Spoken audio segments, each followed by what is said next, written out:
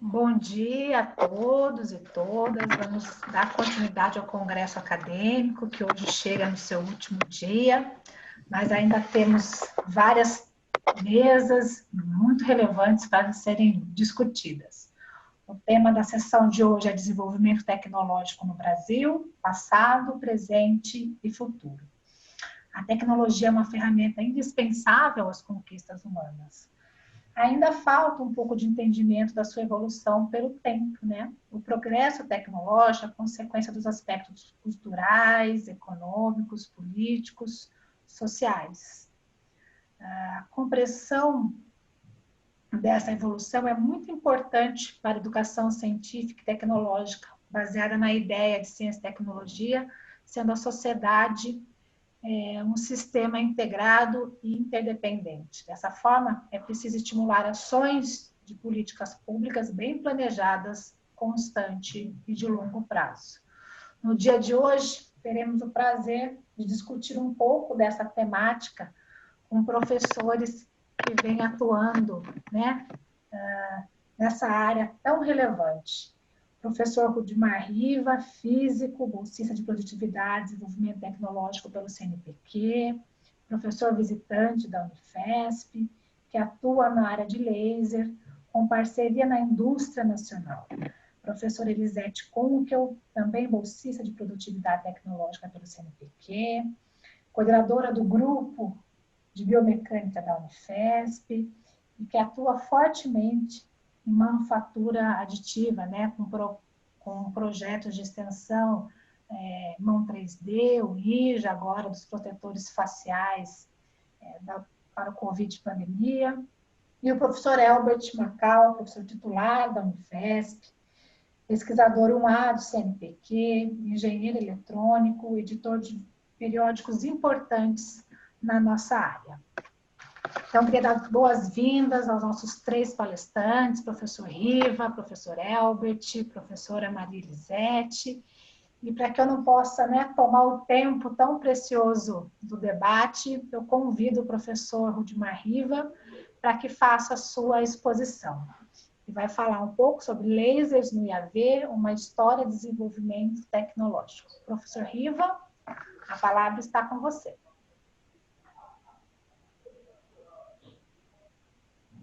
Precisa habilitar o microfone, professor.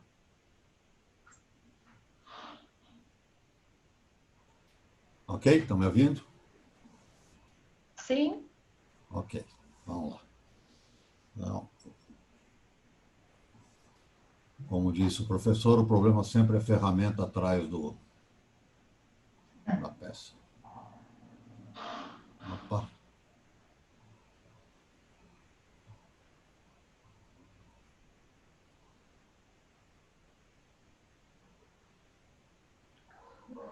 Então, vamos fazer a apresentação de slides.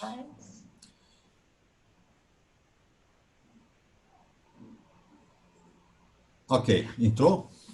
Isso, professor, tudo certo. Tudo certo, obrigado. Não, primeiro, vou só começar agradecendo muitíssimo aí a oportunidade, né, dada pela comissão organizadora do congresso, que está sendo um sucesso, né, feito nessa corrida aí, e realmente é incrível, né, o que aconteceu no congresso. Eu estou muito feliz aí em poder participando disso e aproveitar aqui a oportunidade que me deram aqui de contar um pouco uma historinha de desenvolvimento tecnológico que aconteceu aqui do lado, em São José dos Campos, né, no Instituto de Estudos Avançados, onde eu trabalhei de 81 até recentemente 2007, quando vim para a Unifesp aí, como um professor visitante trabalhar nessa área aí. E eu vou começar então essa historinha do começo, né? Esse começo do laser aí, que começa lá em 51 com Townes e Shallow, e depois com os Estados Unidos e Pokhorov e o Basov, que criam aí o que viria a ser chamado de maser, né? Que no final é a realização das ideias do Einstein, a emissão estimulada, num equipamento gerando micro-ondas aí intenso e coerente. E logo em seguida, em 60, né, estamos comemorando hoje 60 anos, tem o primeiro laser opera pelo Theodore Neumann, nos Estados Unidos, no laboratório Hughes, né, faz a primeira demonstração de um laser de rubi, lá nos Estados Unidos. Só para dar esse contexto, né, O que acontecia no Brasil nessa época? Aqui no ITA, o famoso professor Sérgio Pereira da Silva Porto, Sérgio Porto, né? Era um professor de mecânica e estatística aqui do ITA, interessado em espectroscopia molecular também, ouve falar do que estava acontecendo aí com laser e laser, e já pensa assim numa proposta quase revolucionária de utilizar essas propriedades dessa radiação nova que estava sendo gerada na área de espectroscopia molecular. Ele promove alguns seminários, vem o pessoal da Bell para cá, e ele é convidado pelas figurinhas aí que acabam do Nobel, Shallow, Townes, Gold, praticamente são os pais do que seria o laser aí, né? Para ir trabalhar na Bell, e ele é o primeiro cara a usar no mundo o laser para fazer espectroscopia Raman, que hoje é utilizado em várias áreas. Eu acho que a mais recente que eu vi aí numa Nature, aí, o pessoal fazendo uma detecção ultra rápida de Covid, né? 19 em nanotubos de carbono usando espectroscopia Raman, só para botar um tema que está bem atual para a gente aí, né? Ele é conhecido nos Estados Unidos como espectroscopista brasileiro, mas uma das coisas que ele faz, ele incentiva muita gente a ir trabalhar nos Estados Unidos com essa nova tecnologia. Coloco alguns nomes aqui, o professor Cerqueira Leite, não precisa apresentações, o professor Ripper, né? O Unicamp, o Carlos Argueiro, Zimmermann, o Tony Pênis, Calabrim, Bozines aqui, e tanto na Bell, que ele ficou até 67, quanto na Universidade do Sul da Califórnia. Aí, né? Então, muitas pessoas ou fazem estágios ou fazem doutorado com ele lá. Onde é que nós entramos aqui? E com essas formações e graças à interação com o Sérgio Porto, né, aqui no ITA é feito o primeiro laser no Brasil, montado o primeiro laser Rubi, pelo professor Rogério Cerqueira Leite, o laser Rubi, com componentes que eles trazem de lá. A gente tem alguns relatos de trabalhos feitos lá na Universidade de São Paulo. Eu fiz uma pesquisa meia rápida aí, mas enfim, houve um laser de Unione, o professor Zimmermann, o professor Sérgio Mascarenhas, lá em 68. Na URGS, de onde eu vim lá, tinha um grupo que, como nem sabia que tinha começado tão cedo, né? Mas enfim, houve um laser de hélio niônio montado em 65, 66, né? O professor Hans-Peter Grenaise e o professor John Zinger, né? E no Unicamp, bom, depois o Sérgio Porto vem e acabam criando um laboratório de pesquisa de dispositivos que vai levar também a formação do CPQD Telebrás. Só para relatar aqui, assim, depois que o Sérgio Porto vem, a primeira cirurgia de glaucoma retina no mundo foi feita na Unicamp, né? No Instituto Kennedy Burnier, e também de um transplante de tímpano, né? Também feito com laser aqui, né? Só para relatar, é uma história rica que valeria passar horas falando do que fez Sérgio Porto na área de laser aqui no Brasil. Mas vamos contar um pouco a nossa história, como é que o IAV entra. E o IAV entra numa proposta também do Sérgio Porto, em que ele colabora com pessoas e ele vê ali a possibilidade de fazer separação isotópica usando lasers, né? Molecular, seria um processo completamente inovador para o enriquecimento de urânio para fazer combustível aí no PERM. Em 72, os americanos, né, Estados Unidos, levam isso muito a sério e colocam seus dois maiores laboratórios aí da época, Los Alamos e Lawrence Livermore, para desenvolver esses processos de separação isotópica. Em 73, ocorre um encontro do Sérgio Porto com, na época, acho que era Major Amarante, do CTA, e o Dr. Cláudio Rodrigues, que estava lá na Universidade do Sul da Califórnia, eu acho, e que discute a possibilidade de fazer isso no Brasil e uma chance também de trazer o Sérgio Porto para o Brasil, né, fazer com que ele retornasse. Ele gostaria de voltar, mas achava que não teria condições de desenvolver pesquisa tecnológica de alta tecnologia no Brasil. E nessa época fazem um convite para ele e ele meio chuta o balde, aí chuta o balde no bom sentido, né? Ele pede, olha, vou, mas eu preciso de $2 milhões, 30 pesquisadores e instalações, coisas. E o ministro diz, ok. E ele vem para o Unicamp, funda aí o Departamento de Eletrônica Quântica, vira diretor-geral do Instituto de Ciências do Unicamp. Em 74, então, se faz um convênio, CTA, com a Comissão de Energia Nuclear, para realizar o programa de separação. Esse convênio envolve CTA e a Unicamp, e o processo ficaria, então, com a coordenação técnica no CTA, pelo tenente-coronel Amarante, e a científica na Unicamp com o professor Sérgio Porto, né? E se inicia aí alguns primeiros estudos na Unicamp com laser CO2 e separação isotópica aí com moléculas. Em 77, o IPEM, o IEA do Dr. Cláudio Rodrigues, espero bem Morato, entra no convênio, né, para iniciar um processo, então, de estudo do processo de separação via atômica, né? Bom, o EAV, então, que é o IAV, começa com uma divisão do IAE, do Instituto de Aeronáutica e Espaço, lá no CTA, ocupa um andar embaixo, né? E em 76, né, ele é criado lá em 76, na época o diretor do IAE era o brigadeiro Piva, né, tenente-coronel Amaré, que assume a divisão de estudos avançados do IAV. E lá já se faz a proposta de criar um laboratório nacional, aos moldes do INPE, um laboratório nacional, né, que seria, até de certa forma, sairia do CTA para fazer todo esse processo de separação isotópica e outras áreas que eram de interesse da aeronáutica também do país, aí, né, áreas que eram consideradas estratégicas nessa época. Aí. Okay? Bom, cria-se, então, a partir de 78, começa a se construir aí ao lado da rodovia Tamoios, né? Quem é de São Paulo passa aí pelo lado, fora do campus do CTA, o que viria a ser conhecido como Instituto de Estudos Avançados, mas que começou como Laboratório de Estudos Avançados em 30 de outubro de 81, e, infelizmente, aqui nesse período, uma coisa trágica, o coronel Amarante falece, né, em 3 de outubro, não viu o processo pronto aqui, assume o doutor Reginaldo Santos como diretor e o doutor Luiz Carlos de Moura Miranda como vice-diretor técnico científico, e assim depois diretor do INPE, bom, dispensa apresentações aqui. Muito bem, criado o IAV, deixa eu só dar um plá de onde que entra o laser, que é o tema aqui da palestra, né, desse desenvolvimento tecnológico, por que lasers aí, desenvolver tecnologia de laser. De uma forma bem resumida, bem simples, né? O que se sabe é que os isótopos, né, que têm massas então diferentes, absorvem radiação em comprimentos de onda levemente diferentes. Isso abre a possibilidade, desde que eu tenha uma fonte de radiação e que eu consiga sintonizar a radiação, de excitar só um determinado isótopo na mistura que tem aí dos vários isótopos aí no material.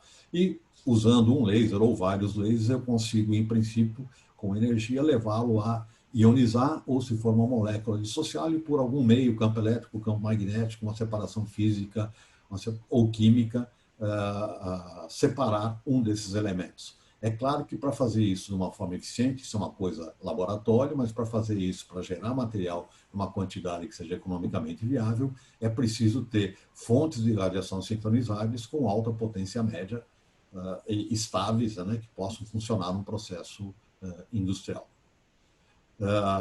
Então, eu separei isso meio pelos dois processos, os dois processos ficaram no IAV e nos levaram a gerar diferentes tipos de laser, então só tentar mostrar aqui a parte de laser e dos processos, o que a gente conseguiu fazer. Né? No processo dito atômico, seriam necessários vários lasers, no caso seriam lasers sintonizados, seriam lasers corantes, né? Bombeados por um outro tipo de laser, tá? Um laser contínuo, né? E... Opa! Desculpa.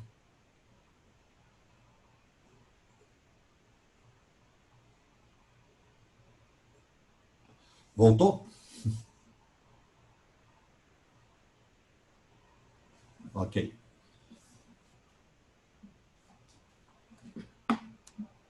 Voltou, professor. Pode Voltou. continuar. Obrigado, desculpe aí. Então, seriam esses lasers aqui. O que tinha em 77, na verdade, eram alguns lasers comerciais de argônio, criptônio e tal, que eram suficientes para fazer espectroscopia do processo e gerar pequenas quantidades. E estava aparecendo, uma época, um novo laser, que era um laser de vapor de cobre, era novo, e que possibilitaria, em princípio, ter, então, a necessidade de ter altas potências de laser. Mas isso era um laser novo e tudo tinha que ser desenvolvido aí.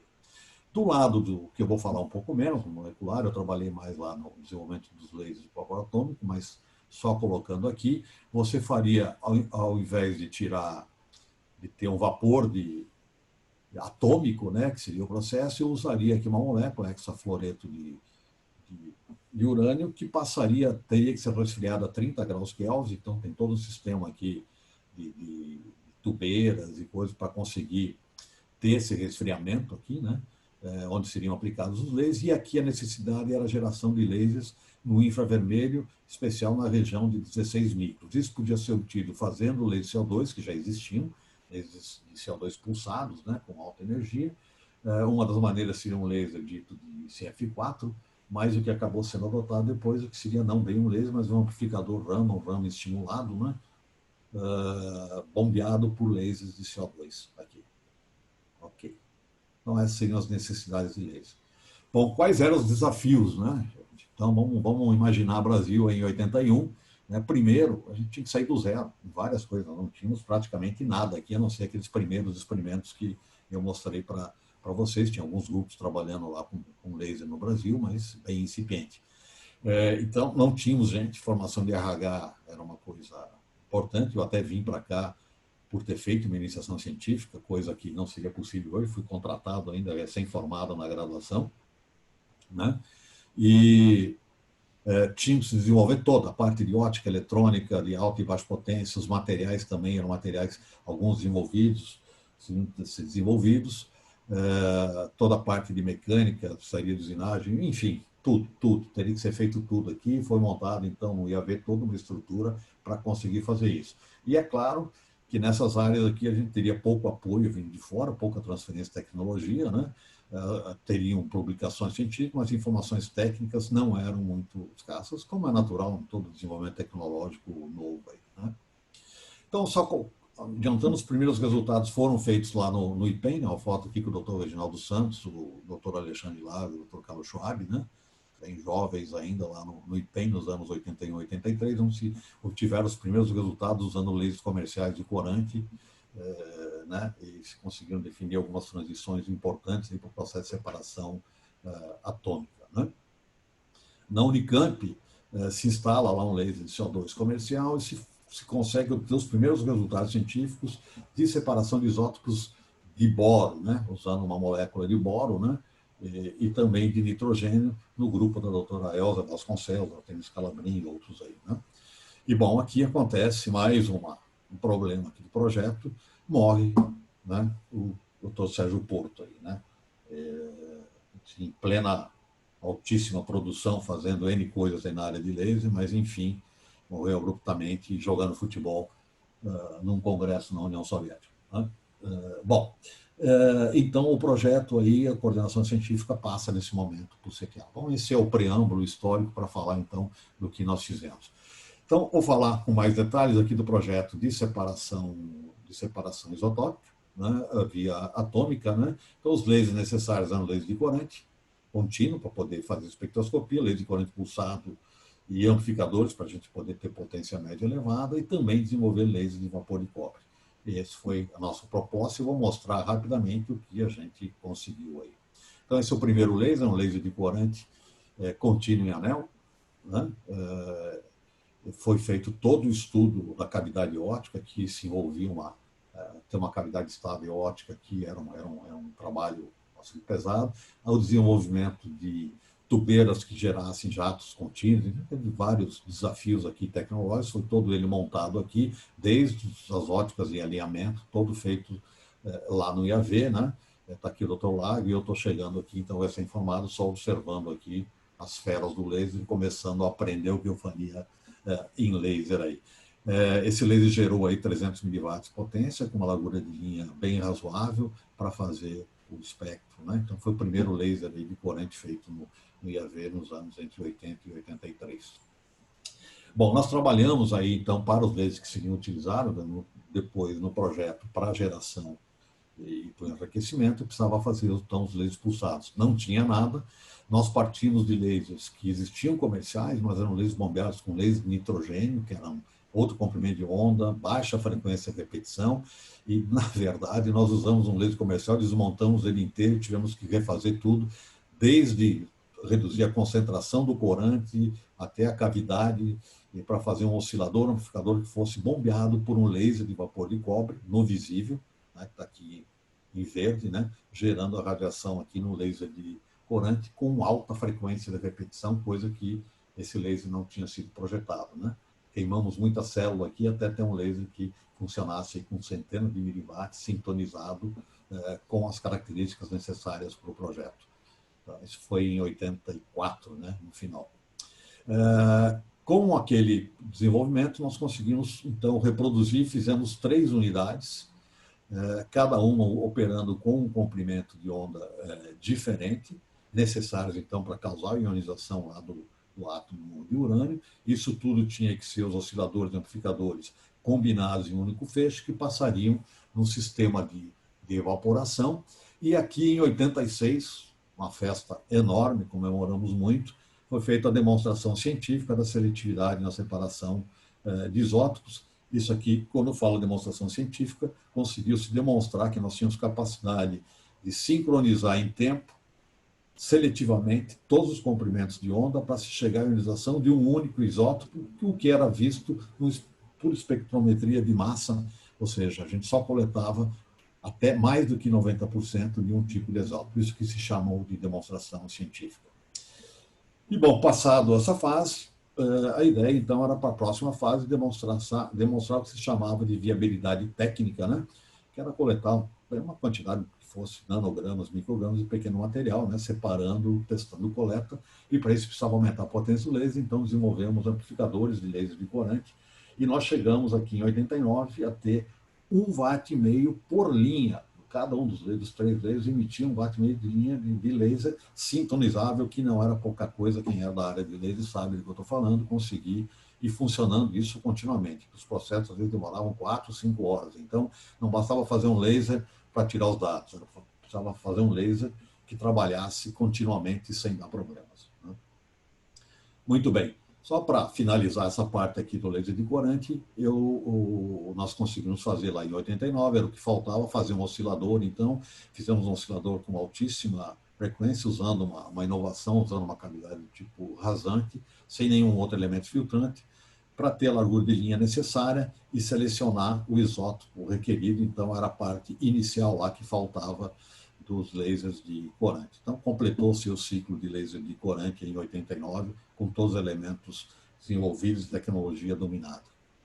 Em paralelo, a gente tinha que desenvolver, talvez, os elementos mais importantes, que eram os lasers de vapor de cobre, que iriam excitar esses lasers de corante para ter alta potência. Um laser de cobre, basicamente, é uma descarga a gás com altíssima tensão, correntes de quiloampere, que tem que ser selado, baixa pressão.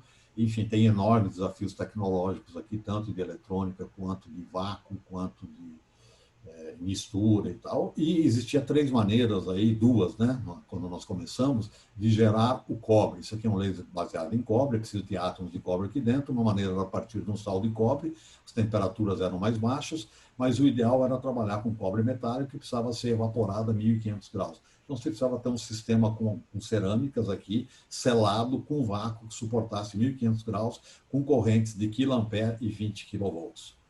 Né? E depois, pouco depois que nós fizemos tudo isso, apareceu uma nova tecnologia baseada na mistura de um gás ácido bromídrico e cobre, que permitia de novo trabalhar em temperaturas mais baixas e mais altas. Vou falar um pouquinho só do que a gente obteve aqui.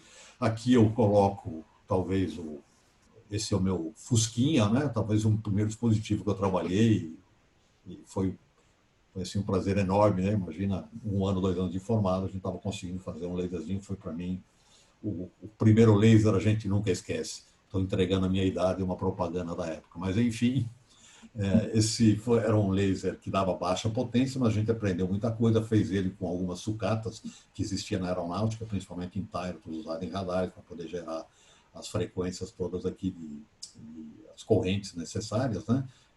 E geramos o primeiro laser, então, laser de sal de cobre. E, bom, continuamos, aprendemos bastante. Em 86 e 88, nós conseguimos fazer os primeiros lasers de vapor metálico completamente brasileiros aí. O primeiro laser com 10 watts, e aqui 5 tubos de cerâmica funcionando a 1.500 graus.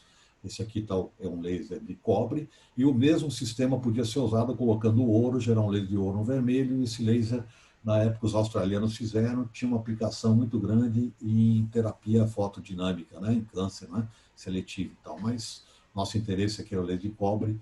Fizemos esse primeiro laser de 10 watts, aí, completamente, todo ele desenvolvido lá no IAV.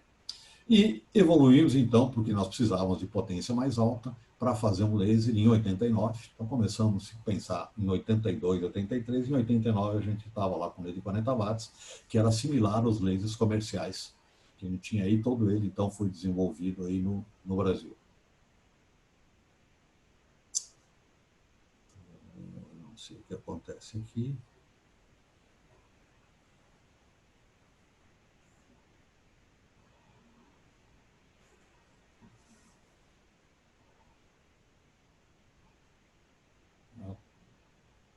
Ok.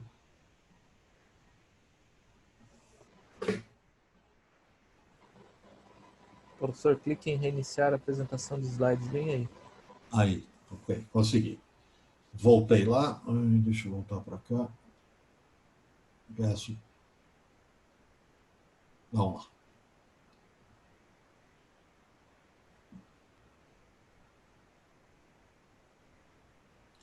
Esse laser, né, então de 40 watts, foi transferido, conseguimos transferir esse laser para Unicamp, né?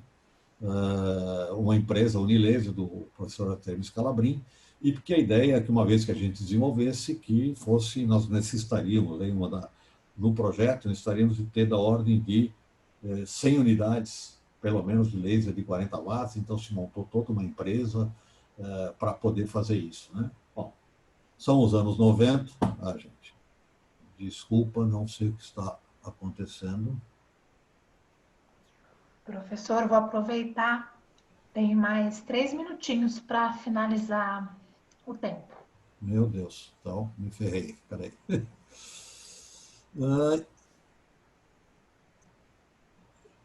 Ok, gente. Bom, então isso aqui foi transferido, vou te pedir um tempinho só pela Zebra. O Unilaser, então conseguimos fazer isso, gente. E depois, mais tarde, fizemos um laser, então, com a nova tecnologia de COHBR, e conseguimos aí, fazendo osciladores, amplificadores, ter lasers com cerca de 30 watts de potência média, e esse laser, depois a gente fez o que eu chamo de efeito colateral, conseguimos fazer um laser aí para aplicação em medicina, né? Todo fechado, com controle, com caneta, com tempo de exposição, enfim, adequado, né? Isso que eu chamo de spin-off aí do nosso sistema, né? E isso foi feito em colaboração, os testes com o Hospital de Clínicas da USP em São Paulo, né? Então, mostrando aí a brincadeira, aí, o paciente zero, que era no tratamento de telangiectasias e hemangiomas na área de dermatologia, né?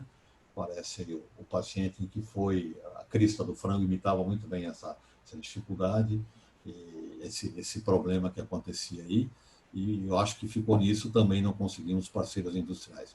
Bom, gente, o meu tempo aqui é curto, eu vou passar rapidamente. Nos outros projetos, a gente trabalhou aí com lei de CO2, começamos com laser lá de 5 watts, que o professor Brito Cruz, no trabalho de graduação, fez, e depois evoluímos até fazer um laser que foi conhecido como laser de 1 trilhão, aí o laser de contínuo de CO2, que também foi transferido para a indústria, né? Chamava do laser de 1 trilhão, foi montado em cima de um trilho de ferro, um laser de 200 watts, muito potente para a época, capaz de cortar material, soldar, já fazer processamento de material, também foi transferido para a indústria, e na época foi apresentado a vários industriais, e ninguém achou que aquilo tinha potencial em 89, mas enfim, isso foi desenvolvido lá no IAV. Depois foram feitos lasers pulsados, até chegarmos a um laser aí de 15 joules, um laser CO2, 15 joules, que possibilitou, então, no processo de separação molecular, um sistema completo de lasers de CO2 contínuo, oscilando, mais uma célula Raman com 4 metros, com hidrogênio, que gerava os 16 micros necessários ao processo de separação molecular. Então, resumindo, o que aconteceu com os dois projetos, conseguimos os lasers aí para fazer a separação molecular. Um dos óbvios do problema é não ter conseguido fazer alta taxa de repetição. Não só a gente, nos Estados Unidos também não se conseguiu, e o pessoal achava que não ia se conseguir muito tempo, então esse foi um processo que foi cancelado lá, e também aqui a gente foi descontinuado. No processo atômico, a gente fez praticamente todos os lasers, e o próximo passo seria fazer uma mini usina piloto para enriquecimento a laser, estava tudo pronto, estamos falando aí dos anos 94, 95, para dar esse próximo passo. Bom, só para, estou encerrando, professor, esses projetos, então, são descontinuados, só estou querendo dar esse papo para mostrar e o que a gente faz, né? Para não perder essa capacidade, tanto de formação de pessoal, como de tecnologias adquiridas. Só para dar um exemplo, aqui o Lawrence Livermore, né?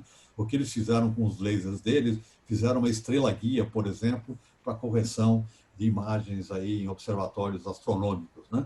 Nós aqui, para manter a capacitação, inventamos dois processos, né? Um seria a separação de isótopos de terras raras, que tem altas aplicações, e outro processamento de materiais com laser. Esse processo de separação isotópica continua lá no IAV, o pessoal inovou aqui fazendo a ablação, não só, o resto é usar lasers aqui para chegar nas linhas e separar os isótopos necessários de neodímio, disprósio, erbitol, tem várias aplicações de medicina, ótica, nuclear, magnéticos, né, superímãs, etc., e molibdênio também, aplicação aí em medicina nuclear. Enfim, esse processo continua, está bem adiantado, o pessoal já definiu linhas, já está começando a ter os primeiros experimentos de separação lá em isótopo. Um trabalho muito bacana que é feito lá e continua no IAV. E depois foi feito um laboratório, então, DEDO, em 2003, né, nós criamos um laboratório conhecido como Laboratório DEDO, de desenvolvimento de aplicações de laser e ótica, e com a ideia que a gente viu que precisava, então, levar essa tecnologia toda para a indústria nacional, já que isso já era feito lá fora e nós tínhamos muito pouca coisa aqui, e criamos um laboratório com lasers, entre os que a gente tinha mais lasers comprados, gerando radiação ultravioleta, infravermelho, pulsado, contínuo. Colocamos a primeira estação de laser de fibra ótica de alta potência no Brasil, né? Tudo isso colocado num laboratório único, que permitia a formação de alunos e fazer desenvolvimento de aplicações industriais, tudo no mesmo local. Tá? Aqui a gente fez vários projetos, tem projetos de desenvolvimento de soldagem com a Embraer, projeto de texturização com a Thyssen para mancais, com a Tupi para quebra de mancais por fratura laser, polimento a laser, né? Isso tudo continua, né? Só colocando alguns projetos aí, e com interação forte com indústrias, e também a gente percebeu aí que era possível, e faltava isso, era formação, cursos de formação, de extensão, né, principalmente para os profissionais que estavam em empresas, e o laboratório atuou bastante nessa área também. Bom, gente, tudo isso, terminei lá rapidamente, eu vim então para a Unifesp, e na Unifesp já tem um laboratório de processamento de materiais com laser, o laboratório ProLaser, responsável da doutora Eline Capella, já há 5 anos está fazendo uma série de trabalhos aí de processamento laser, né? Tem no laboratório dela instalado um laser de CO2, com cabeçote de gravação e um laser de diodo no azul, que possibilita fazer vários trabalhos de revestimento, tratamento de superfície, né? e fusão seletiva a laser, né? Eu só gostaria, então, para encerrar, peço desculpa a rapidez, não falar com mais calma nesta área, mas o que eu vejo aqui, e isso é importante para os alunos que estão nos assistindo, né? Eu vejo a área de processamento de material, primeiro, ela é muito incipiente na formação do processamento de material, e em especial nas engenharias de material, né? Então, existe um campo enorme aí para a gente aumentar a formação de pessoas nessa área de processamento a laser, porque ela é muito multidisciplinar, se aplica em várias áreas. No caso da Unifesp, acho que as aplicações em bioengenharia são fantásticas, têm um forte potencial de virarem produtos, né, e que possam ir para a indústria. Existe a vantagem aqui de estar instalado no Parque Tecnológico São José dos Campos, e hoje os lasers ficaram acessíveis, inclusive, para pequenas empresas, e a Unifesp tem toda a condição de ter tanto análise do que é feito no processamento material, né, como ajudar a fomentar esse tipo de processo, né? Eu coloquei alguns aqui, formação de biocomponentes, funcionalização de superfície, e eu acho que mais recentemente também, com a criação da unidade Embrapi, agora na Unifesp, nós vamos ter uma oportunidade única aqui de fomentar essa interação para levar essa tecnologia que foi criada lá atrás, em várias coisas, várias pessoas, tanto na formação de alunos aqui, como na formação e geração de empresas e novas tecnologias. Eu peço desculpas pela demora, agradeço muito a oportunidade e obrigado mesmo pela atenção. Eu deixei aqui o contato aqui da professora Aline, do Laboratório ProLaser, meu contato, para quem se interessar pela área e queira realizar algum trabalho, que a gente possa fazer algum trabalho em conjunto, usando as tecnologias de laser e processamento de materiais com laser. Muito obrigado. Obrigado, professor Riva, pela sua apresentação. Parabéns aí pela trajetória que muito contribuiu para o desenvolvimento tecnológico no Brasil. Eu vou passar a palavra para a professora Maria Elisete, que eu vou deixar no final para fazer as considerações e as questões do público que está nos perguntando, tá bom? Então, professora Elisete, bom dia. Obrigada por ter aceitado o nosso convite. A professora Elisete vai falar sobre tecnologias assistivas no Brasil. Tá tudo bem com o meu áudio? Tudo bem. Muito obrigada, então, Regiane. Pessoal, agradeço a oportunidade de estar aqui com vocês hoje para falar um pouco sobre esse histórico da tecnologia no Brasil. É difícil a gente fazer um panorama num tempo tão curto, mas eu acho que nós estamos aqui representando algumas áreas que são muito importantes dentro do desenvolvimento científico do nosso país, porque são áreas relacionadas com as nossas necessidades, né? Nós temos sempre que pensar que o desenvolvimento da tecnologia ele tem que ser muito arraigado com a sociedade, com o que a sociedade precisa. Caso contrário, nós estamos sempre correndo atrás de desenvolver tecnologias que são desenvolvidas lá fora para competir com o mercado internacional e muitas vezes nós não conseguimos atender às nossas próprias necessidades. Eu não vou apresentar nenhum slide, que eu trouxe algumas coisas aqui para mostrar, mas antes de começar, eu queria só fazer um histórico rapidinho sobre a questão da pessoa com deficiência. No Brasil, hoje, nós temos um número muito alto de pessoas com deficiência, são aproximadamente 25% das pessoas no Brasil possuem algum tipo de deficiência ou alguma combinação de deficiências em vários níveis. Isso faz com que nós tenhamos um quarto da nossa sociedade ainda fora do mercado de trabalho, fora da área de lazer, a parte de desenvolvimento, de educação, e nós precisamos resgatar o sentido de que para desenvolver dispositivos para pessoas com deficiências, nós temos que ter a participação dessas pessoas no desenvolvimento.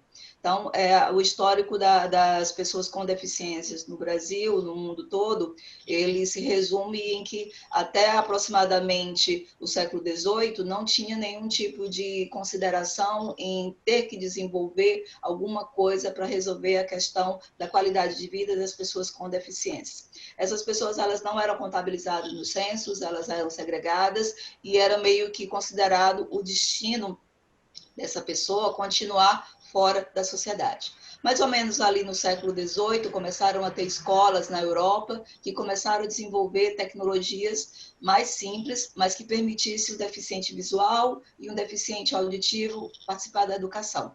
Então, foi quando surgiu a linguagem Braille, foi quando começaram a surgir alguns dispositivos mais remotos para interagir com essas pessoas, e essas pessoas começaram a ser consideradas.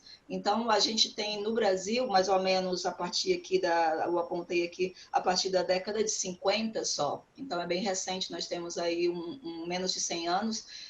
Na década de 50 teve o surto de poliomielite e as crianças começaram a ser tratadas com tecnologias que tinham sido desenvolvidas recentemente na Segunda Guerra Mundial. E daí em diante começou a se considerar que tinha que ser feito alguma coisa para essas pessoas. Nós temos um desenvolvimento em paralelo dos direitos das pessoas com deficiência, aí vem a criação do SUS, o desenvolvimento das novas tecnologias no Brasil, que eu posso incluir até o que o professor falou agora há pouco sobre o desenvolvimento da tecnologia do laser. Então, meio que nós ficamos dependentes dessas tecnologias, que essas tecnologias estejam disponíveis no Brasil para que nós possamos desenvolver os nossos dispositivos.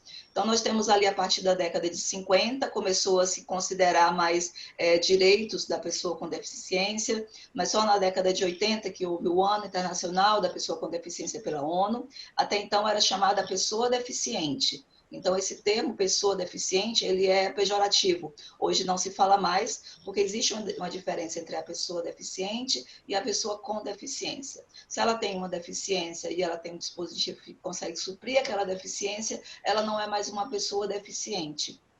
Ela apenas tem a necessidade de ter um acessório para que ela possa ser incluída. Então, nós temos aí nesse período da década de 80, década de 90, começou a se criar os estatutos, a questão dos direitos da pessoa com deficiência. Isso foi chegando no Brasil de uma maneira que as associações foram gerando informação, que foi alimentando a política da sociedade, até que hoje nós temos uma secretaria da pessoa com deficiência, que é encarregada de verificar se essas pessoas estão sendo atendidas, os processos e tudo mais. Nesse mesmo período, mais ou menos aí no final da década de 90, o Brasil assumiu uma responsabilidade com outros países de todo o mundo de garantir à pessoa com deficiência um dispositivo da melhor qualidade possível de tecnologia assistiva. Essa assunção fez com que o Brasil entrasse no rol de países que se comprometem com essa questão. Mas, por outro lado, o Brasil assumiu que iria fazer isso com o apoio do SUS, e o SUS ele é um projeto que ainda está em desenvolvimento. Nós ainda não temos uma estrutura física nem de recursos humanos que consiga atender todas as pessoas com deficiência do Brasil. Então, sempre ficou uma defasagem em relação ao que se consegue atender e ao que a lei diz. Então, paralelo a isso, vão se desenvolvendo estudos, pesquisas. Nós temos uma secretaria que tenta resolver as questões políticas, as questões de cotas, as questões de direitos, mas é dentro das universidades que estão se desenvolvendo os projetos relacionados com esses desenvolvimentos. Eu fiz o doutorado na Alemanha, voltei para o Brasil em 2008, e 2012, quando eu voltei, a minha intenção era trabalhar nessa área da pessoa com deficiência, desenvolvimento de dispositivos. Mas eu sou física, eu não sou uma engenheira, não sou uma pessoa da área da saúde, então me encaixo muito bem numa área que seja interdisciplinar. Trabalhei alguns anos na Universidade Federal do ABC, 1 ano e meio só quando eu voltei da Alemanha, como professora visitante, e lá eu conheci a tecnologia de impressão 3D. A tecnologia de impressão 3D, conhecida também mais formalmente como manufatura aditiva, é uma das tecnologias que faz parte da indústria 4.0. Então, nós temos esse conceito de indústria 4.0, que reúne todas as novas tecnologias, a gente tem ali uma conversa entre todas as novas tecnologias em tempo real, de modo digital. E a tecnologia de impressão 3D é uma tecnologia que permite, por exemplo, eu transformar um polímero como esse, que ele vem na forma de um fio, em uma prótese de membro superior que pode suprir uma deficiência física de uma pessoa que nasceu sem uma mão ou que perdeu por algum tratamento cirúrgico ou algum acidente ou até mesmo agressão. Então, com a impressão 3D, eu tenho a possibilidade de criar qualquer coisa dentro de poucos limites, mas é mais ou menos como o histórico aí da evolução do laser. Era uma tecnologia que era muito cara, um equipamento de impressão 3D chega a custar R$1 milhão, então uma tecnologia muito fora da nossa realidade. Na Universidade Federal do ABC eu tinha acesso a um equipamento desse, um equipamento mais caro, e lá nós fizemos a primeira prótese de membro superior do Brasil por impressão 3D. Então, o que é que faz com que a gente consiga ter acesso a essa tecnologia? São as novas possibilidades que existem hoje. Então, eu imagino que o desenvolvimento do laser há 30, 40, 50 anos foi limitado por falta de acesso aos equipamentos que eram mais caros, aos recursos e até mesmo treinamento de pessoas na área para trabalhar com isso. Na impressão 3D é a mesma coisa. Só que nós temos hoje uma grande vantagem, que é a questão de ter o acesso. Então, nós temos Open Hardware, hoje nós temos como fazer uma impressora 3D, porque a tecnologia está disponível na internet. Tem o Open Software, os softwares que controlam as impressões, eles também são gratuitos. Existem softwares compartilhados, existem softwares comerciais, mas compartilhados. E nós temos o Open Model. Então, nós temos 3 tipos de acessibilidade, para o hardware, para o software e para o modelo. Para eu fazer a impressão dessa prótese de mão, eu não preciso criar esse modelo do zero. Já tem esse modelo disponibilizado na internet. Alguém fez, deixou disponível na internet, eu posso utilizar. Mas isso não significa que eu vou simplesmente baixar esse modelo, imprimir e entregar para uma pessoa. Isso não vai funcionar. Então, entre baixar esse modelo, usar a tecnologia que eu tenho lá no laboratório para fazer com que essa prótese seja funcional e acessível, tem todo um desenvolvimento. E isso é o que nós fazemos no nosso grupo de Biomecânica e Tecnologia Assistiva da Unifesp. Eu estou na Unifesp já há 6 anos e desde quando eu entrei, esse era o propósito de desenvolver produtos de tecnologia assistiva. Esbarramos em várias dificuldades, como, por exemplo, a falta de uma estrutura de um laboratório preparado para isso. eu fiquei 1 ano e meio na UFABC, só como professora visitante. Quando eu entrei na Unifesp, nós começamos do zero com uma ideia de desenvolver tecnologia assistiva por impressão 3D, mas nós não tínhamos os recursos físicos, os recursos humanos, o conhecimento, e tudo isso vai se construindo. O grupo ele foi se construindo com a participação muito importante dos alunos, porque na época não tinha ainda nenhuma pós-graduação que tivesse mestrado, doutorado, que pudesse interagir. Nós temos agora, há 3 anos, o mestrado profissional de inovação tecnológica, e dentro do mestrado eu oriento na linha de desenvolvimento de produto. E esses produtos eles são desenvolvidos no sentido de que utilizamos impressão 3D, materiais que são disponíveis no momento, mas buscando sempre desenvolver questões para ter um produto de alta tecnologia, utilizando o baixo custo da produção. Então, nós temos, por exemplo, aqui, vou dar só mais um outro exemplo relacionado com as próteses. Esse daqui é uma reprodução em 3 dimensões do coto de um amputado.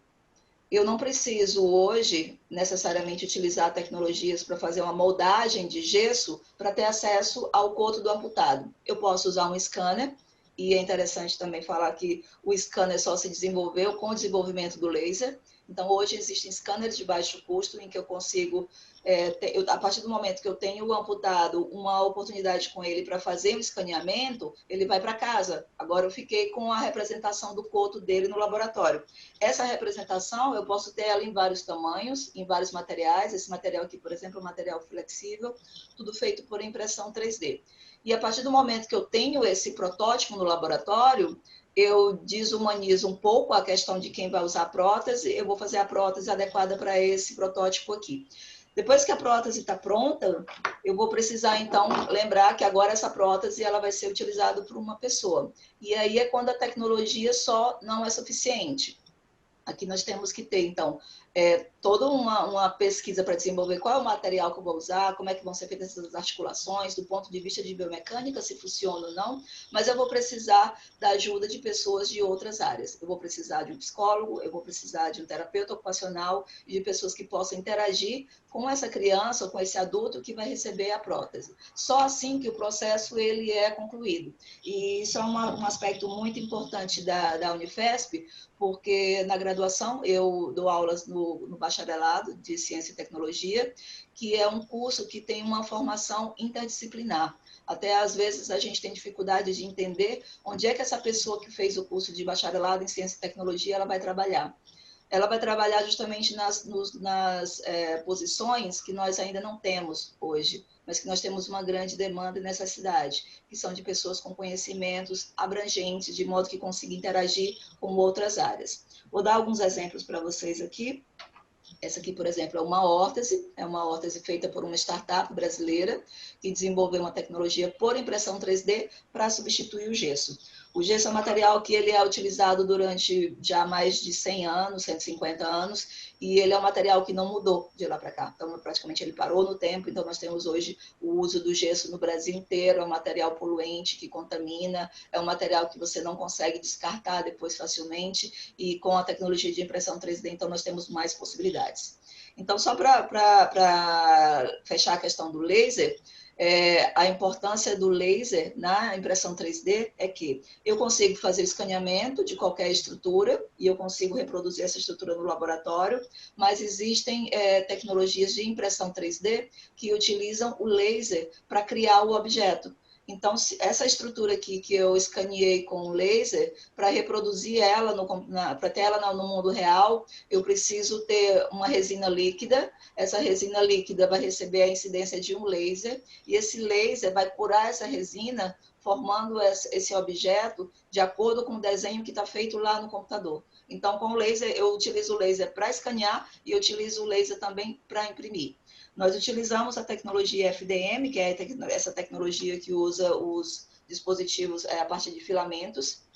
E no Brasil hoje existem empresas nacionais que fazem os filamentos, empresas nacionais que fazem as impressoras, e existem muitos grupos se desenvolvendo dentro das universidades eu fico até com muito orgulho de falar que muitas vezes motivado nos nossos projetos. Então, esse projeto aqui, desenvolvimento de próteses, é o Mão 3D, nós temos mais de 25 pessoas que participam do projeto. É um projeto de extensão, mas é também uma iniciativa de impacto social desenvolvida dentro da universidade. E no ano passado nós fizemos uma reestrutura desse projeto, no processo de produção das próteses, atendimento das pessoas, utilizando já recursos da indústria 4.0, e conseguimos então criar vários protocolos para agilizar todo o processo, e conseguimos no ano passado atender 12 crianças em vários lugares do Brasil. Então, em regiões do Amazonas, do Norte, do Nordeste, essa padronização faz parte do desenvolvimento da gestão da tecnologia. Não adianta você ter o problema, você ter a tecnologia, ter o acesso à tecnologia. Tem que ter também a forma como é feita a gestão. Regiane, você me fala, por favor, quanto tempo eu tenho ainda? Sim, ainda tem mais 10 minutos. Tá, joia, só para eu me dividir aqui nas questões que eu preciso apresentar.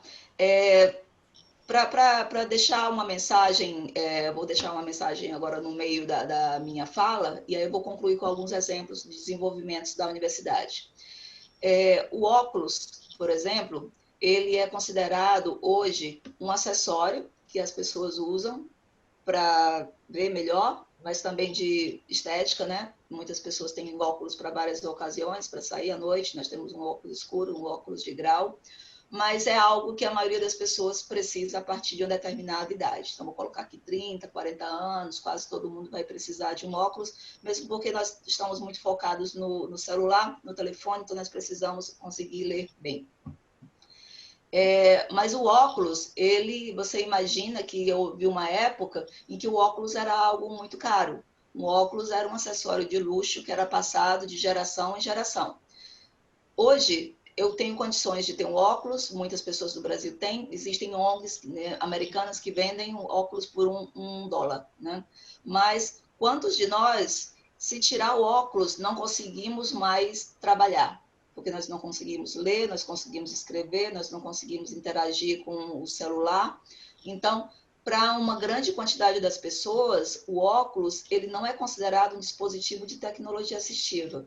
Mas se eu tirar o óculos, eu passo a ser uma pessoa que tem algum tipo de deficiência.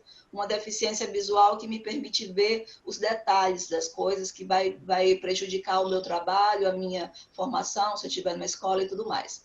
Agora, vocês imaginam que o óculos custa 200 mil reais, 300 mil reais, 400 mil reais. Quem poderia ter acesso a um óculos? Então, uma quantidade muito grande de pessoas no Brasil deixariam de ter o óculos e entrariam no número das pessoas com deficiência. É isso que nós temos de problemático quando nós pensamos nas próteses de membro superior. Uma prótese de membro superior mioelétrica, que tem uma tecnologia robótica que permite com que a pessoa mexa os dedos, acione a mão por meio de sensores, ela custa mais ou menos isso. Ela pode chegar a custar 500 mil reais. E não é uma tecnologia que é 100% garantido que a pessoa vai usar e ela vai se adaptar. Então, só para passar para vocês a ideia de que os dispositivos de tecnologia assistiva, eles são muito caros. Então, os dispositivos realmente bons que funcionam, eles têm um custo muito fora da realidade. Então, uma prótese como essa, que vem geralmente da Suíça, da Inglaterra ou dos Estados Unidos, é um dispositivo de tecnologia acessível totalmente inacessível. Então, nós não temos como ter acesso a esse produto. Se nós temos hoje 25% das pessoas com deficiência, é porque esses 25% precisam de dispositivos de tecnologia assistiva ou que não são acessíveis ou que ainda não foram criados. Então, nós temos que inventar, nós temos que criar. E com as tecnologias que nós temos hoje, de laser, impressão 3D, novos materiais, materiais biodegradáveis, pode ser feito o desenvolvimento de vários produtos nesse sentido. Nós temos na Unifesp o curso de Engenharia Biomédica, que é um curso que permite uma formação de engenharia voltada para a área da saúde. Dentro da engenharia biomédica tem a área de biomecânica e dentro da área de biomecânica tem a área de próteses, órteses e dispositivos de tecnologia assistiva. Mas nós só começamos a ter esse curso de engenharia biomédica no Brasil agora nos últimos 10, 15 anos. enquanto que esse curso já existe há mais de 40 anos lá fora. Ele foi desenvolvido com as guerras, desenvolvimento tecnológico das guerras. Nós não tínhamos nenhuma formação no Brasil do engenheiro biomédico, então nós não temos essa estrutura de pessoas formadas que têm essa capacidade. A maioria das pessoas que trabalham com tecnologia assistiva ou são da área da saúde ou são da área de engenharia, mas essa conversa entre a área da saúde e a área da engenharia, a gente fala muito em interdisciplinaridade, mas é algo ainda muito difícil de acontecer. Todo mundo acha bonito, interessante, na hora que começam as primeiras reuniões, começam os desenvolvimentos, as coisas travam, porque existe ainda uma falta de compreensão de que hoje os problemas são muito complexos, nós não conseguimos resolver os problemas com especialidades específicas, nós precisamos agora fazer essa interdisciplinaridade. Eu vou falar aqui só para mostrar para vocês um exemplo muito bom de colaboração, interdisciplinaridade, desenvolvimento, que foi agora o desenvolvimento dos protetores faciais, que é esse protetor facial aqui, que nós desenvolvemos. Ele tem uma função muito simples, que é proteger a região do rosto do profissional da área da saúde, de modo que ele seja confortável, seguro, mas isso não basta, ser confortável e seguro. Ele tem que ser fácil de ser produzido. Então, essa parte aqui, cor-de-rosa, ela foi feita numa impressora 3D. Então, esse desenvolvimento foi criado rapidamente para atender um problema urgente, que era a questão da proteção dos profissionais da área da saúde, agora no período da pandemia. Nos envolvemos, então, em discussões muito rápidas com o pessoal do Hospital São Paulo, da Unifesp. Eu faço parte de um grupo de mulheres que trabalham com impressão 3D, é um grupo de mais de 150 mulheres trabalhando em diversas áreas.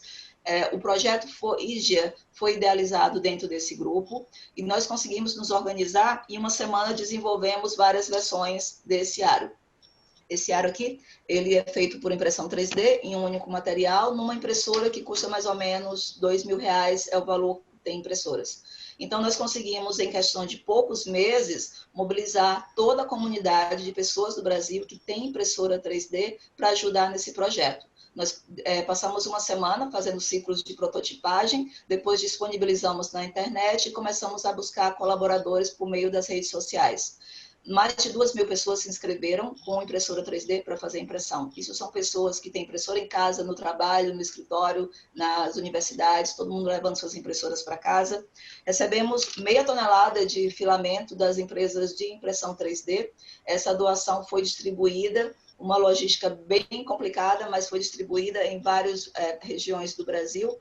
Com o desenvolvimento, nós conseguimos atender hospitais do Brasil inteiro, até regiões lá do Amazonas, de povoados indígenas. Tivemos ajuda para distribuição de empresas de logística também. Fizemos 150 mil protetores faciais. Uma parte desses protetores foi feita por impressão 3D, de modo totalmente não foi planejado, as pessoas entraram com a disponibilidade para fazer, e uma parte foi feita por molde injetado, porque uma empresa queria ajudar, fez uma reprodução desse modelo aqui, que até hoje ele está na internet. Esse modelo continua sendo feito, nós não temos o controle de quanto, em outros países também já tem sido utilizado. E isso foi possível porque hoje nós temos uma estrutura que permite isso. A questão precisa ter uma pandemia para a gente conseguir esse tipo de desenvolvimento? A gente precisa estar pressionado a esse ponto de ter esse desenvolvimento. Por que nós não fazemos um projeto gigante para resolver o problema das próteses de membro superior? Para resolver o problema da prótese da criança que nasce com pé torto congênito? Para resolver o problema da criança que nasce com a displasia de quadril e que a família tem que arcar com todo o tratamento? Então, só para fechar para vocês, mostrar um exemplo, esse é o meu projeto da minha Bolsa de Produtividade, da Unifesp, do CNPq. Está sendo desenvolvido junto com alunos do mestrado profissional de inovação tecnológica. Existe uma deficiência aqui no quadril do bebê, que o bebê nasce com uma necessidade de fixação. Depois acho que você finaliza. E o tratamento hoje é feito com gesso. Final, tá bom? Tá bom. O bebê fica muito tempo, então, preso nessa estrutura de gesso, e a solução que nós desenvolvemos com prototipagem, com impressão 3D, fizemos o nosso próprio bebê, por impressão 3D, fizemos o bebê, então, com a deficiência e desenvolvemos um modelo de órtese que possa resolver o problema dele. Esse problema aqui é um problema que é relativamente fácil de ser resolvido, mas nos últimos 100 anos não teve nenhuma tecnologia. Então, gostaria muito hoje de deixar essa mensagem de que é possível, sim, fazer desenvolvimento de tecnologia no Brasil. Não é fácil, porque nós não temos recursos equivalentes às demandas, às necessidades, mas as universidades têm um papel muito importante, que é fomentar, na medida do possível, essas tecnologias, porque por maior que sejam os nossos problemas, hoje nós temos mais acesso às soluções. Então, assim como foi falado sobre a questão do desenvolvimento do laser, o desenvolvimento da impressão 3D é algo que está abrindo os horizontes, encontrou muitas soluções agora para a questão da pandemia do Covid. Eu estou escrevendo um livro sobre isso, sobre impressão 3D, atuando no combate ao Covid, e gostaria de agradecer a atenção de todos.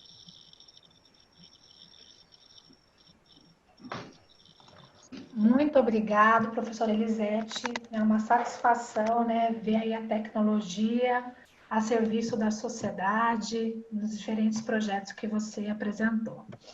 Eu vou convidar agora o professor Elbert Macau para que possa fazer a sua exposição. Boa.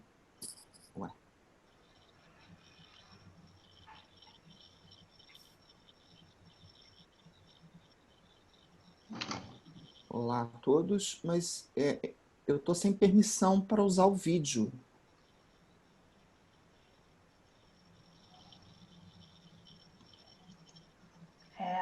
Um minutinho só que acho que já vão autorizar. Pronto. Tá certo? Certo? Tá certo ou não?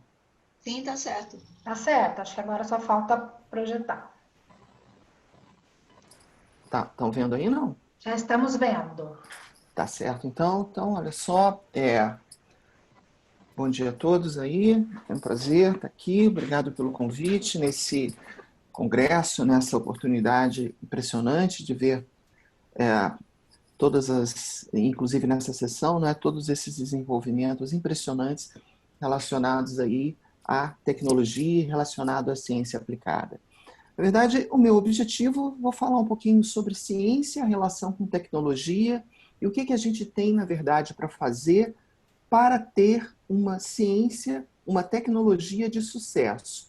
Vou falar um pouquinho do que é ciência, do que é tecnologia e também exemplos aqui no nosso país, outros diferentes que foram apresentados pelo professor Riva, pela professora Maria Elisete, acerca de tecnologia de sucesso. Vamos começar falando, deixa eu me achar aqui, falando um pouquinho do que é o nosso mundo, né? O nosso mundo, o mundo que nós vivemos, é um mundo que, na verdade, respiramos tecnologia, nós mudamos esse mundo, nós o transformamos para nos integrar, para torná-lo melhor, para nos adaptar às diferentes mudanças que possam existir. E temos progressos mais diversos, inclusive na área médica, como nós acabamos de ver, inclusive em comunicação, pessoas interagindo o tempo todo via celular, as impressoras 3D, na qual exemplos nós acabamos de verificar, carros aproximando as pessoas, satélites proporcionando comunicações mais rápidas e tantas conquistas mais. A pergunta que a gente faz é a seguinte: como é que a gente chegou até aqui? E nós sabemos que a gente vai mais longe ainda. Como é que isso foi possível? Na verdade, isso está ligado à característica fundamental do ser humano. Nós somos, na verdade, pessoas que temos uma capacidade de pensar, abstrair e criar. Dizem os neurocientistas que os animais também pensam, e nós sabemos disso, né? Entretanto, nós nos diferenciamos dele muitas vezes em grau muito superior pela capacidade de abstrair, criar modelos e também de gerar soluções que possam, na verdade, mudar o nosso mundo, possam, na verdade, aumentar a nossa capacidade de entender e interagir com o mundo. Ou seja, a nossa característica fundamental que nos permite mudar a realidade é que nós somos capazes de observar, identificar, modelar, manipular, combinar partes para produzir algo mais útil, eficaz, que torne benefício para nós, para toda a humanidade, para o ambiente que nós estamos vivendo, como nós podemos verificar das duas apresentações anteriores. Para a gente ilustrar um pouquinho essa nossa característica fundamental, muitas vezes nós nos perguntamos como é que ela começou.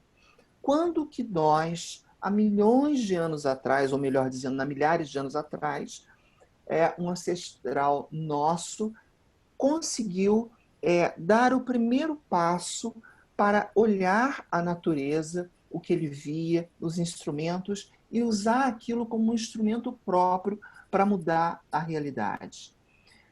Vamos falar um pouquinho, para situar, desse filme 2001, Uma Odisseia no Espaço. É um filme fantástico, né, do Steven Kubrick, baseado no livro do Arthur Clarke, um dos filmes mais assim sintonizados com a ciência, que trouxe nos anos 60 o que seria, na verdade, o progresso de espaço, o progresso da computação, o progresso do mundo, anos depois, quer dizer, 2001. Esse filme acabou de fazer 60 anos, né, que ele foi feito em 68, e, na verdade, ele conta a história de uma nave espacial, né, a Discovery One, que vai a caminho de Júpiter, e tem nela instalado um computador, né, que é o HAL, um computador assim super sofisticado, que opera a nave sozinha, né, só que ele acaba tendo determinados problemas devido a esquizofrênico e quer destruir a tripulação. No entanto, o ponto fundamental que nos leva à resposta dessa nossa reflexão, talvez, seria essa cena do início do filme, que eu vou passar e eu espero que vocês possam ouvir o som. Então, olha só, a gente tem aqui o nosso ancestral, né? Ainda no início da nossa civilização, né? E ele está aí, né? Diante desse esqueleto de um animal, né? Está lá vendo, olhando, contemplando. Vamos ver o que ele vai fazer, né? De repente, ele tem uma ideia. Olha só. Considera um osso, acho que é um tipo de fêmur. Começa a brincar com ele.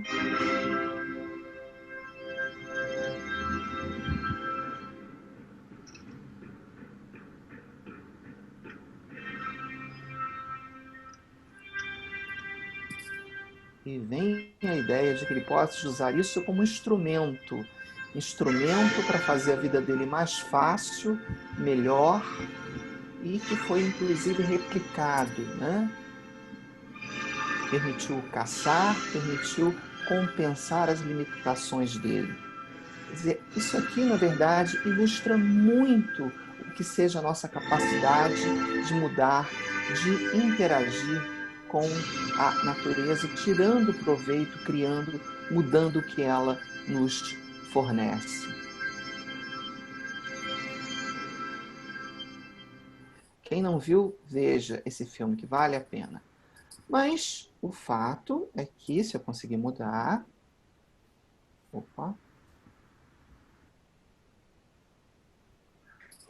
O que vem a ser ciência? Vamos falar um pouquinho de ciência, né? Ciência, na verdade, representa a busca do conhecimento, né? Quer dizer, ele ordena, ele vai atrás do conhecimento para explicar os fenômenos da natureza, como a natureza ela se encaixa, como a natureza se move, o que existe por trás das coisas. Na verdade, a ciência vem do latim, né? E a ciência, o cientista, a pessoa que faz ciência, constrói teorias para explicar os fatos da natureza. Para fazermos isso, para desenvolver as teorias, desde os tempos de Tales de Mileto, a gente imagina, a gente acredita que existem leis da natureza que são responsáveis pela regularidade do universo que nós observamos.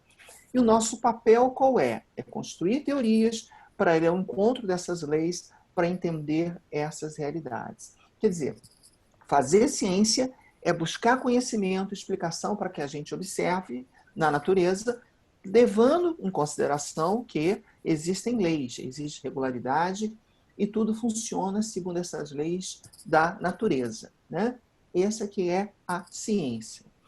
Nós temos que distinguir, na verdade, duas subdivisões de classificação de ciência.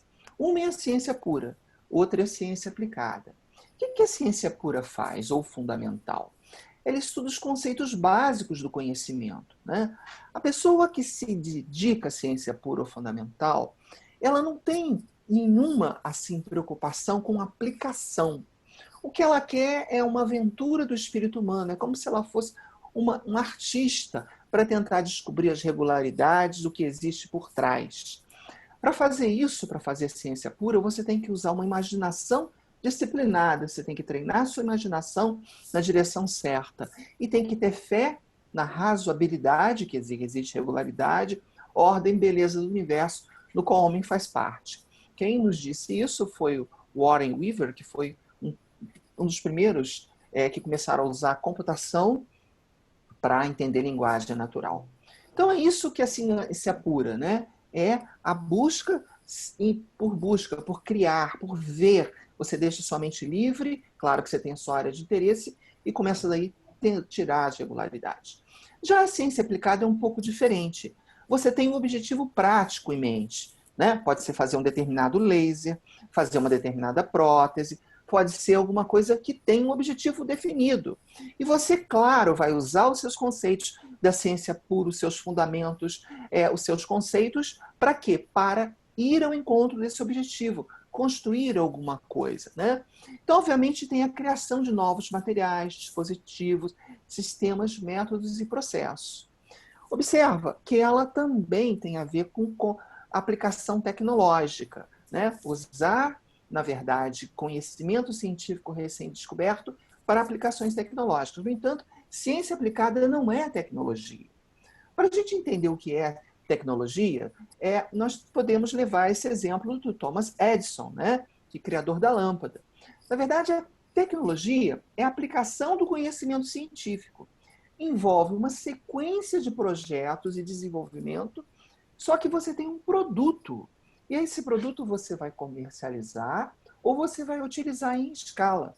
Vamos pegar, por exemplo, né, esse belíssimo trabalho que a professora Maria Elisete nos mostrou. Você veja, a máscara, as próteses, ela usa isso em escala, produz, manda o projeto, isso é usado muito, né? Milhares, inclusive, das máscaras, como ela nos falou. Quer dizer, isso com a replicação, com a produção em massa, transforma um mundo que não existe. Então, o objetivo é gerar algo que você vai comercializar, que você vai usar, que você vai replicar para transformar o mundo, como o celular. Thomas Edison, ele, na verdade, pode ser considerado o precursor, a primeira pessoa que trabalhou de forma assim muito intensiva na inovação nesse conceito. Ele, em Menlo Park, ele criou, na verdade, um laboratório de pesquisa aplicada e desenvolvimento tecnológico. Ao final da vida, ele tinha mais de 1000 patentes, né? E ele inventou a forma como a gente trabalha com inovação, com tecnologia, com muitas pessoas pegando a ciência aplicada, indo desenvolvendo tecnologia. Tanto é que a lâmpada dele, em pouco tempo, transformou, na verdade, o mundo que a gente vive, o que implicou uma série de outros desenvolvimentos. Agora, ciência é algo que é a ciência pura, né? É algo que você está pensando e está desenvolvendo ideias para entender, na verdade, o nosso mundo.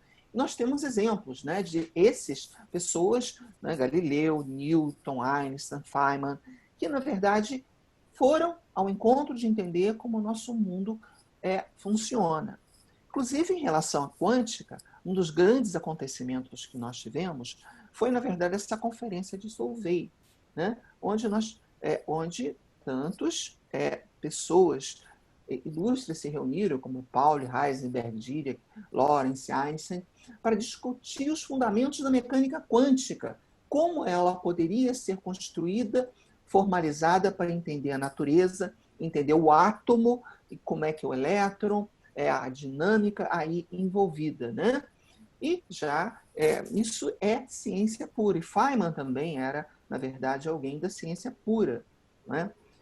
E houve desdobramentos. A ciência, ela, na verdade, desdobramentos até hoje, né? O caso da mecânica quântica, um dos grandes resultados recentes né, foi a descoberta, na verdade, do bóson de Higgs, que, na verdade, fechou o quebra-cabeça para a gente explicar como as partículas se organizam, se formam no nosso universo. E levou-os em 2013 o que é o Prêmio Nobel, né, que justamente foi uma conquista da ciência pura. Só que a ciência pura, ela tem consequências em aplicação e mesmo em tecnologia. No dia a dia, os materiais são desenvolvidos com base na utilização da mecânica quântica, microeletrônica, laser, câmera CCD, ressonância magnética e computador. Mas veio da mecânica o quê? Da ciência pura sendo usada. E a mecânica quântica também, ela teve uma consequência muito importante na tecnologia, que foi o desenvolvimento do transistor, né, que usa um semicondutor, onde você, na verdade, precisa pegar, né, uma placa de silício e dopar. E justamente como fazer isso só foi possível com a mecânica quântica, e que na verdade, a eletrônica de circuito integrado revolucionou a nossa mundo, permitindo computadores, permitindo tudo o que a gente observa. Outro grande desenvolvimento tecnológico está ligado à consequência da teoria da relatividade. Recentemente, né, um dos grandes resultados que vai ao encontro das previsões da teoria da relatividade foi a detecção de ondas gravitacionais, que implicou em Prêmio Nobel de 2016. Só que a relatividade, que foi criada, que foi desenvolvida para entender a natureza, tem muitos desdobramentos até hoje. Talvez o maior desdobramento que a gente depara no dia a dia é o GPS, né? O GPS ele existe justamente por causa de uma constelação de satélites que existem em órbita. Para você saber onde você está, você precisa que 3 satélites tenham envisada do teu equipamento de GPS, inclusive no seu celular. Ocorre que você precisa fazer uma triangulação e você precisa saber a informação temporal que existe nos satélites. Só que esses satélites em volta da Terra e com a velocidade que eles estão, implica que o relógio no satélite, ele, na verdade, ele é mais rápido em 38 microsegundos do que o relógio no espaço, né? Na Terra. Então, quer dizer, se a gente não compensasse os efeitos relativísticos, nós não iríamos conseguir fazer a triangulação suficiente para nos dar uma acurácia de 1 metro. Então, veja, é fundamental a pesquisa básica, a ciência básica. Na verdade, o aluno de graduação, a pessoa que está começando a estudar, a entender, se ela visa desenvolvimento tecnológico, ela tem que ser exposta à ciência básica o mais cedo possível. Tem que trabalhar no seu desenvolvimento na universidade, na ciência básica, porque permite que ela aprenda as técnicas modernas de pesquisa, o método científico, as ideias inovadoras que estão ocorrendo. Trabalhando na ciência básica, nos seus estágios iniciais de formação, você desenvolve habilidade, aprende disciplina e criatividade e compreende um método científico, que, na verdade, rege tudo o que existe em desenvolvimento científico e tecnológico. Você só vai conseguir fazer uma boa tecnologia se você antes entender como é que funciona, como é que opera a ciência e a ciência básica. A formação em ciência básica ela é fundamental para o desenvolvimento tecnológico. Inclusive, a nossa Constituição Federal ela contempla isso, né? No seu artigo 218, que inclusive sofreu uma emenda constitucional em 2015, ela mostra a importância da ciência básica atrelada à tecnologia.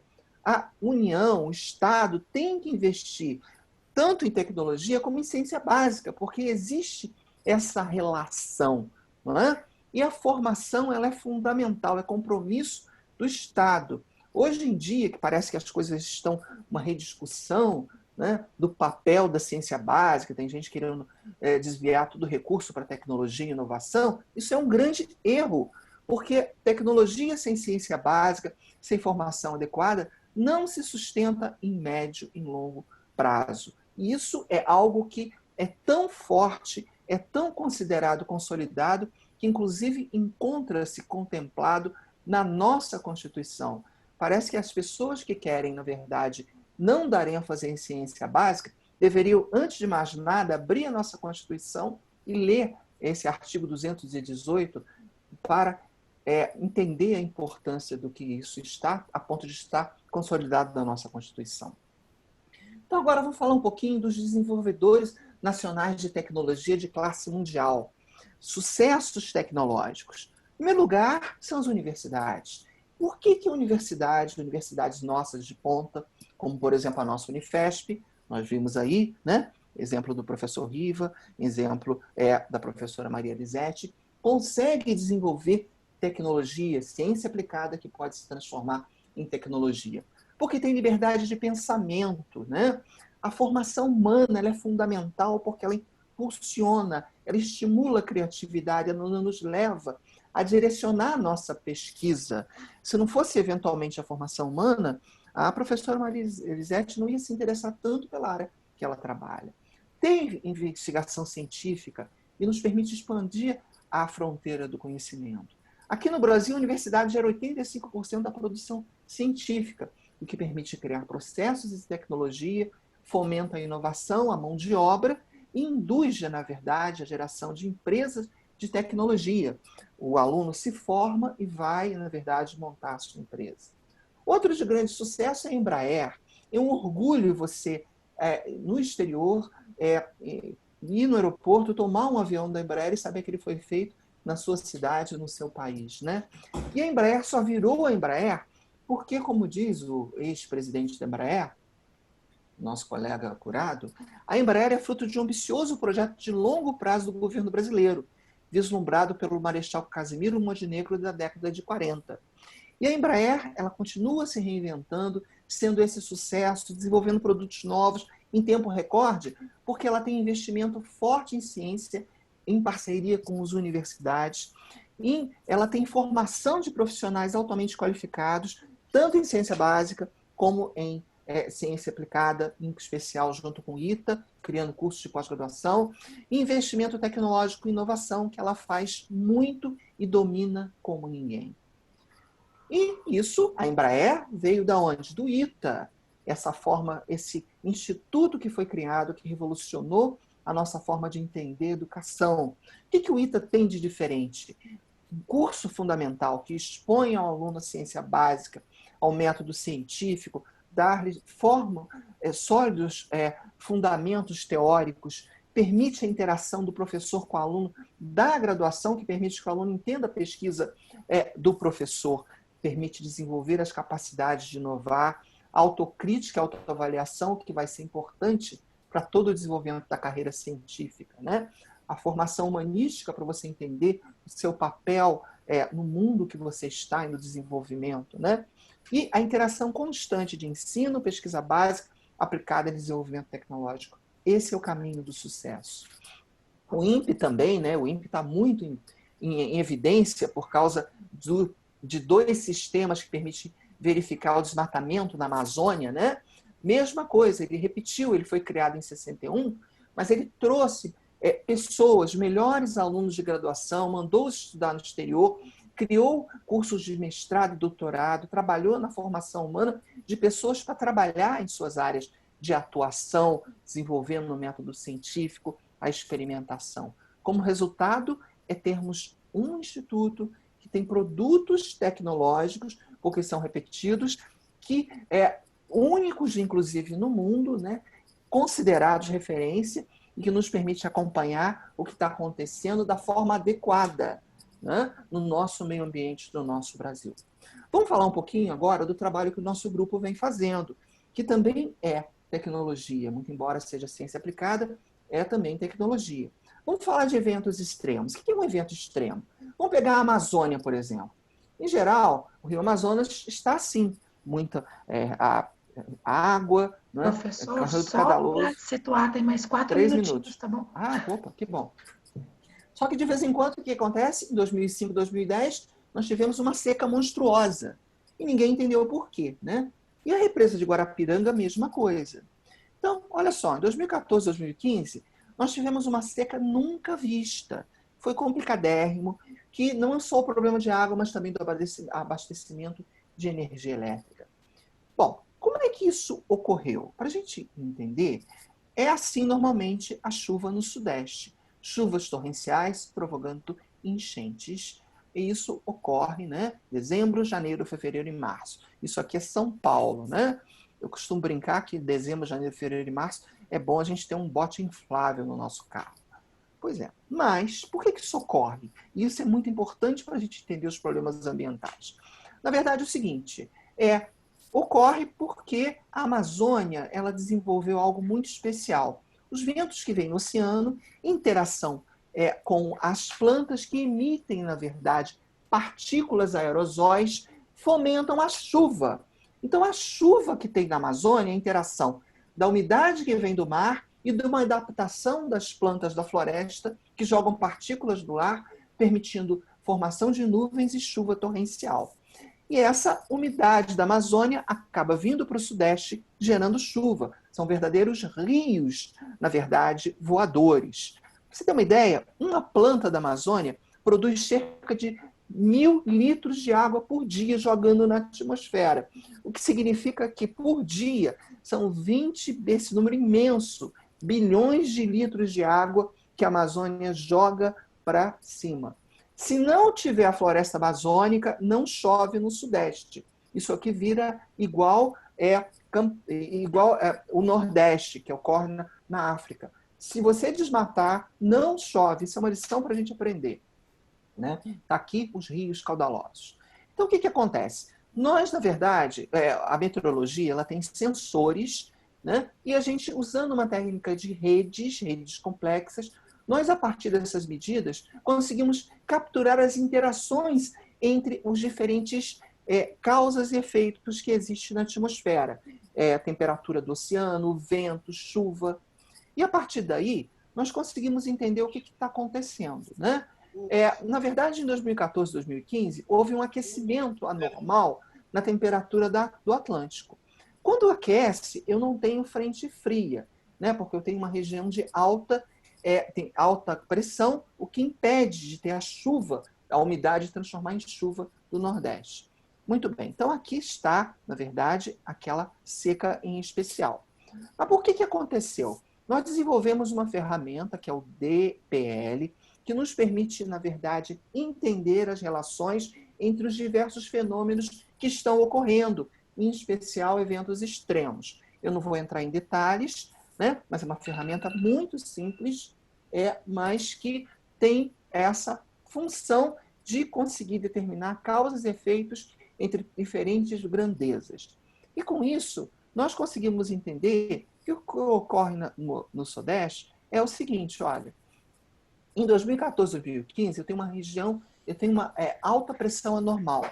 Essa alta pressão anormal, pelo aquecimento excessivo da água do Atlântico, ela impediu a vinda de frente fria. Não tinha chuva, não tinha formação de nuvem. Sem formação de nuvem, eu tenho sol, a temperatura do oceano aumenta cada vez mais, fazendo com que aumente ainda mais a pressão, não tendo chuva, não tendo, por conseguinte, nuvem e aumentando cada vez mais essa temperatura. Na verdade, com esse método, não só conseguimos explicar o que estava acontecendo, e veja que foi um ano que não tinha El Niño, como também desenvolver um modelo e criar uma ferramenta que nos permite antever fenômenos extremos iguais a esse. E essa metodologia, esse processo baseado, na verdade, né, em data mining, ciência de dados, em teoria de aplicação de sistemas dinâmicos, foi desenvolvido um produto que está sendo usado, inclusive, no CPTEC, para antever eventos como esse. Na verdade, mostrando, né, que a nossa pesquisa é pura, desenvolveu-se aplicada e está gerando um produto que pode ser utilizado. Para concluir, eu queria enfatizar esses pontos que permearam toda a minha apresentação. Primeiro, não existe tecnologia e inovação sem ciência básica, boa formação teórica e entendimento do método científico. Tem que ter ciência básica. O aluno tem que ser exposto o mais rapidamente possível a isso. Tecnologia e inovação tem componente cultural. Você só desenvolve tecnologia com base na sua cultura, com base no que você está acostumado, com base no que você está vivenciando. Ou seja, essa história de transferência de tecnologia é balela, é para inglês dormir. Não existe isso. Essa história de você ter ter transferência de tecnologia, você tem um produto que não evolui e logo vira obsoleto. Você tem que criar pessoas capazes de entender o que está acontecendo e gerar tecnologia. O aluno tem que ser exposto o quanto antes à pesquisa básica, para aprender os fundamentos, métodos de trabalho e como desenvolver tecnologia. A universidade é um celeiro de ideias que tem que também, de uma certa forma, ser induzida para gerar inovação tecnológica e tecnologia, e hoje a gente está vendo isso com tantas agências de inovação que estão sendo criadas e interação com empresas. E a experiência brasileira de sucesso em tecnologia e inovação envolveram um processo estratégico de formação adequada de especialistas, onde, na verdade, forma esse gap entre desenvolvimento, ciência básica, ciência aplicada, inovação, trazendo pessoas muito bem formadas. Então, é essa, na verdade, a mensagem que eu queria deixar para vocês aí hoje. Obrigado, professora Regiane. Muito obrigada. Acho que as 3 palestras foram brilhantes. Traz uma reflexão muito grande, né? Que a universidade ela vai muito além da formação dos jovens profissionais.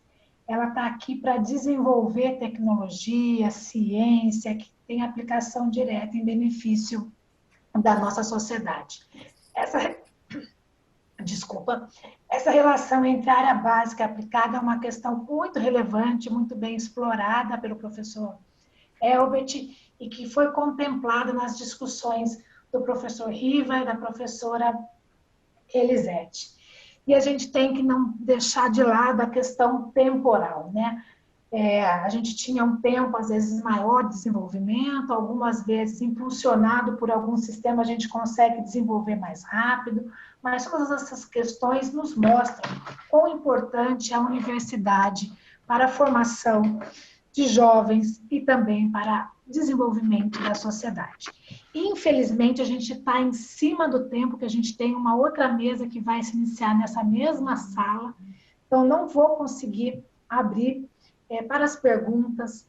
Aqueles que quiserem fazê-las novamente, poderão encaminhar um e-mail para o Congresso, que a gente vai ter o prazer aí de responder, mas infelizmente eu não consigo abrir, porque a gente tem a mesa, então gostaria até de convidá-los aqui presentes para participar da mesa Reinvenção, Inclusão e Qualidade, que vai ser proferida pela professora Soraya Smiley, reitora da universidade, pelo professor Nelson Sass, vice-reitor. Mais uma vez, muito obrigado, professor Riva, professor Elisete, professor Elbert, pela excelente e brilhante palestra que acabaram de nos proporcionar nessa sexta-feira fria aqui em São José, deve estar mais fria em São Paulo, mas que realmente traz aí toda a grandeza de quanto a universidade contribui para a sociedade. Obrigado. Todos tenham aí, então, uma boa tarde e uma ótima tarde nesse congresso que se finaliza no dia de hoje. Obrigada a todos. Obrigado.